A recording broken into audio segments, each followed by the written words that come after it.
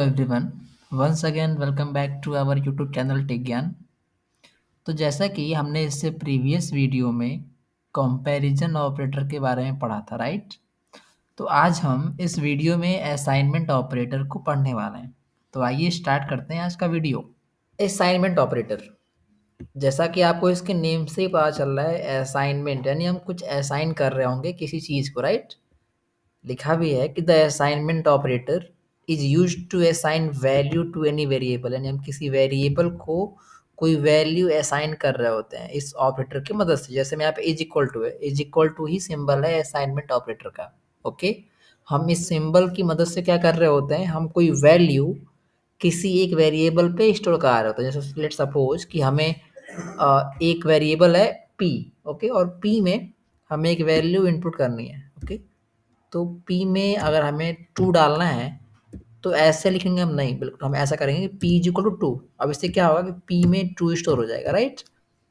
तो यहाँ पे जो ये इज इक्वल का सिंबल हमने लगाया है, इक्वल टू का सिंबल लगाया है हमने, यही क्या है आपका असाइनमेंट ऑपरेटर है। क्लियर?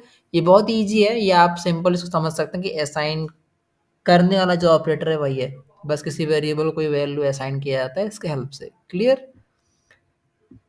वन मोर थिंग कि पाइथन में एक फीचर है कि हम मल्टीपल वेरिएबल्स को एक सिंगल लाइन में बहुत सारी वैल्यूज असाइन कर सकते हैं। जैसे यहाँ मैंने एक एग्जांपल की मदद से आपको समझाने का प्रयास किया है कि यहाँ हमने एक वेरिएबल लिया ए, एक बी लिया और एक सी लिया, सबको कॉमा से सेपरेट कर लिया और इज इक्वल के प्लेस पे, मतलब इज इक्वल टू करके 5, 10 और 15। अब इससे क्या होगा कि ए में क्या आ जाएगा 5, बी में क्या आ जाएगा 10 और सी में क्या आ जाएगा 15। ओके, और हमने फिर से प्रिंट कर दिया। हम इसे अपने VS कोड पे भी चला सकते हैं। हम आइए अपने एक बार VS कोड से प्रैक्टिकली जगह चेक कर लेते हैं। हम एक फोल्डर बना लेते हैं बेसिकली। लेट सपोज कि हमारा फोल्डर है ऑपरेटर, ओके, और इस फोल्डर के अंदर एक फाइल बनाते हैं असाइनमेंट डॉट पाई, क्योंकि डॉट पाई एक्सटेंशन है तो आपको लगाना ही है। लेट सपोज कि हमारे पास 3 वेरिएबल्स हैं ए, बी और सी। अब हमने क्या किया कि ए में 10 को शुरू कर दिया, बी में 20 और सी में लेट सपोज 30 कर दिया। ओके, तो यहाँ पे हमने क्या किया, हमने let me zoom it. Okay, A और बी और सी तीनों में एक एक वैल्यूज को असाइन कर दी, राइट? हमने वही तो किया इस ऑपरेटर के हेल्प से। ओके, हम इसे प्रिंट भी कर सकते हैं, एक बार चेक करते हैं। तो हम या तो ऐसे कर लें कि हम एक ही बार में सबको प्रिंट करा लें, कुछ यूं, ठीक, या फिर लेट सपोज ऐसे हमने कराया, हम इसे एक बार रन कराते हैं। तो ये जो यहाँ पे हमने लिखा है ये यहाँ पे रन होगा कि नहीं, पहले आप ये देखिए। हम यहाँ पे, आपको पता है कि एक्सटेंशन क्या है, पाइथन असाइनमेंट डॉट पाई, तो ये रन होगा ही नहीं। आप साफ साफ पहले एक बार देखिए एरर क्या आ रहा है, फिर समझते हैं कि cannot open file. Clear? No such file और डायरेक्टरी। ऐसा इसलिए आ रहा है क्योंकि हमने जो फाइल बना रखी है ना, ये फाइल इस टेक ज्ञान फोल्डर के अंदर एक और फोल्डर बनाया है ऑपरेटर, उस फोल्डर के अंदर बना रखी है। और हम कहाँ पे डिनोट कर रहे हैं, हम डेस्कटॉप पे टेक ज्ञान के अंदर है। तो हमें पहले डायरेक्टरी का पाथ बदलना होगा, उस फोल्डर में जाना होगा। और फोल्डर में जाने के लिए आपको एक कमांड होती है cd चेंज ड्राइव, और सॉरी चेंज डायरेक्टरी, cd लिख के और उस फोल्डर का नाम लिखना होता है। तो हमें चलना है ऑपरेटर, तो ये हमारे फोल्डर का नाम। अगर आप इस तरफ पूरा नहीं लिख रहे हैं, अगर आप सिंपल इतना लिख के टैब पे क्लिक करेंगे तो वो पूरा का पूरा फोल्डर का नाम दे देगा। अब एंटर करिए। तो अब हम क्या कहाँ आ गए, देखिए हम टेक ज्ञान के अंदर ऑपरेटर फोल्डर के अंदर आ चुके हैं। अब यहाँ पे जो हमने एक्सटेंशन लिखी थी, जो कमांड लिखी थी पाइथन assignment.py, इसको एंटर करेंगे तो अब जाके रन हो जाएगा। देखिए क्या क्या हो गया, ए में 10 आ गया, बी में 20 आ गया और सी में 30। हम इससे, अगर आपको इस तरह डाउट है, कन्फ्यूजन है, तो आप ऐसे भी कर सकते हो, ए इज इक्वल टू और कामा करके ए लगा दीजिए आप, ठीक। अब आप जिस तरह यहाँ पे एक मीनिंगफुल आउटपुट आ जाएगा आपके पास, ए में ए हो जाएगा। फिर हम इसी को कॉपी कर लेते हैं। अभी लेट सपोज कि इट इज बी, राइट, और इसे हम सी कर लेते हैं।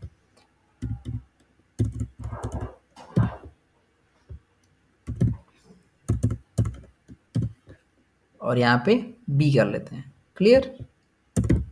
सेव किया हमने इसे, फिर से कमांड प्रोम्प्ट पे चलाया ये कोड, देखिए।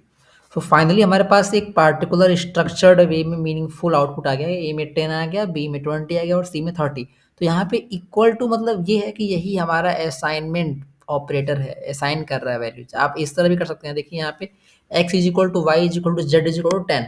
इसका मतलब ये कि हम तीनों में एक सेम वैल्यू को असाइन कर रहे हैं। अगर आप आउटपुट प्रिंट कर रहे होंगे तो x में भी 10 आ गया होगा, y में भी 10 आ गया होगा और z में भी 10 आ गया होगा। क्लियर? तो हम सिंगल लाइन में अगर एक सिंगल वैल्यू को स्टोर करना हो कई सारे वेरिएबल्स में, तो हम सिंपल ऐसे लिख सकते हैं। अगर आप डिफरेंट डिफरेंट वैल्यूज को, डिफरेंट डिफरेंट डाटा को डिफरेंट डिफरेंट वेरिएबल्स में स्टोर करना चाहते हैं तो आप ऐसे भी लिख सकते हैं। क्लियर? इसे हम सिंपल भाषा में मल्टीपल असाइनमेंट कह सकते हैं कि हमारे पास ये फीचर है मल्टीपल वैल्यूज को असाइन करने का। क्लियर?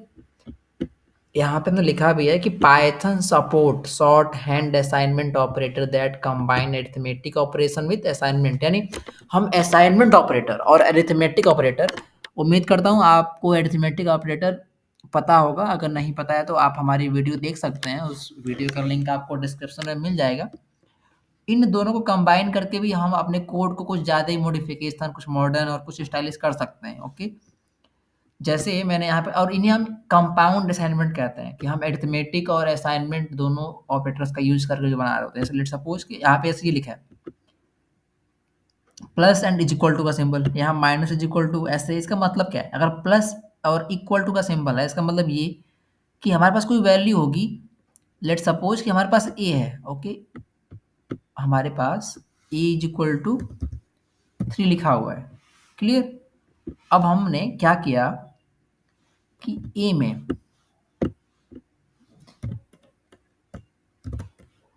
में इतना कर दिया। इसका मतलब ये कि हमारी जो वैल्यू ए में थी उसमें क्या कर दो, सॉरी, हाँ ठीक है, जो हमारे पास जो वैल्यू ए में है उसमें 2 को क्या कर दिया जाए, ऐड कर दिया जाए। क्लियर? तो हम सिंगल लाइन में इसको लिख सकते हैं इस तरह भी, हम इसको चाहें तो इस तरह भी लिख सकते हैं कि a+2, सॉरी a+2, और इसे किसी और वेरिएबल में असाइन कर सकते हैं कुछ इस तरह की। जो ए की वैल्यू है इसमें 2 ऐड करो, फिर से उसको ए में डाल दो। हम ऐसे भी कर सकते हैं, लेकिन कोड की कॉम्प्लेक्सिटी को कम करने के लिए ओके हम इसको इस तरह भी लिखते हैं। क्लियर? उम्मीद करता हूँ आपको समझ में आया होगा। आप एग्जांपल भी देख सकते हैं कि हमने यहाँ पे क्या किया है कि हमने a+= 5 लिखा है। इसका मतलब ये कि जो a में वैल्यू है उसमें 5 क्या हो जा रहा है, ऐड हो जा रहा है। सिमिलरली माइनस वाला है, इसमें जो वैल्यू होगी उसमें से जो वैल्यू है वो माइनस हो जाएगी। जैसे लेट्स सपोज कि यहाँ पे a-2 लिखा है, मतलब जो a की वैल्यू है उसमें से 2 को क्या करना है, घटाना है। सेम वैसे यहाँ है कि जो a में वैल्यू होगी उसमें क्या हो रहा होगा, 4 से गुणा हो रहा होगा। वैसे यहाँ पे जो a में वैल्यू है वो 4 से डिवाइड हो रही होगी। और ये मॉडुलस है, अगर आपने अरिथमेटिक पढ़ रखा है तो आपको क्लियरली समझ में आ रहा होगा कि इसका यूज होता है रिमाइंडर कैलकुलेशन में। क्लियर? अभी इसको हम एग्जांपल से भी समझ लेते हैं। तो आइए हम इसको प्रैक्टिकली चेक करके देखते हैं। क्लियर? हम अपने VS कोड पे आते हैं, लेट्स क्लियर इट। तो लेट्स सपोज कि हमारे पास एक वेरिएबल a है और a में हमने 20 को स्टोर कर रखा है। ओके, अब अगर मैं कुछ ऐसा लिखूं कि a+= 10 समझिए। ओके, 10, तो इसका मतलब ये कि जो हमारे पास a में वैल्यू है 20, उसमें क्या 10 को ऐड कर दिया जाए। क्लियर? अब इसे हम एक बार प्रिंट करा के भी चेक कर सकते हैं। तो प्रिंट a, आउटपुट क्या आना चाहिए, 30 आना चाहिए। बट एक बार इसको सेव किया और फिर से अपना कमांड प्रोम्प्ट ओपन किया और एक बार हम इसको क्लियर कर लेते हैं क्लियर कमांड से, और फिर से हम अपना प्रॉम्प्ट चलाते हैं। तो देखिए आउटपुट क्या आ गया, 30। 30 क्यों आया? क्योंकि ये जो ऑपरेटर है कंपाउंड टाइप, इसने क्या किया कि जो वैल्यू ए में थी उसमें 10 को क्या क्या करा दिया, ऐड करा दिया। अगर वही हम यहाँ पे माइनस का यूज कर लें तो अब क्या होगा कि जो ए में वैल्यू है उसमें से जो ये वैल्यू कांस्टेंट की है 10, वो क्या हो जाएगी, माइनस हो जाएगी। फिर से रन करा के देख लीजिए कि आउटपुट क्या आ गया, 10, क्योंकि 20 से 10 घटने में क्या आता है। क्लियर? अगर हम ये भी मल्टीप्लाई वाला चेक कर सकते हैं, आप सिंपली चेक कर सकते हैं, आप खुद से इसको ट्राई कर सकते हैं। फिर से हमने कमांड प्रॉम्प्ट को रिफ्रेश किया, फिर से रन कराया, 200। क्लियर? क्योंकि मल्टीप्लाई कर रहा होगा उस वैल्यू से। सेम सिनेरियो में अगर हम यहाँ पे डिवाइड को भी यूज कर सकते हैं, डिवाइड लगा के और फिर से अगर रन करेंगे हम तो 2.0। ऐसा क्यों आया कि जब 20 में 10 से डिवाइड होगा तो फिर इतना ही आएगा। क्लियर? लेट्स सपोज अगर हम चाहें तो यहाँ पे मॉडुलस वाला भी इम्प्लीमेंट करके देख सकते हैं। सेव किया और फिर से रन कराया तो 0, क्योंकि अगर 20 में 10 से डिवाइड होगा तो रिमाइंडर 0 ही आएगा। क्लियर? उम्मीद करता हूँ आपको ये समझ में आया होगा। ये सारे ऑपरेटर्स हमने ट्राई कर लिए। अगर आप इसे खुद से भी एक बार प्रैक्टिस करेंगे तो आपका कॉन्सेप्ट और अधिक क्लियर होगा। ओके, तो मिलते हैं नेक्स्ट वीडियो में। Till then thank you and take care.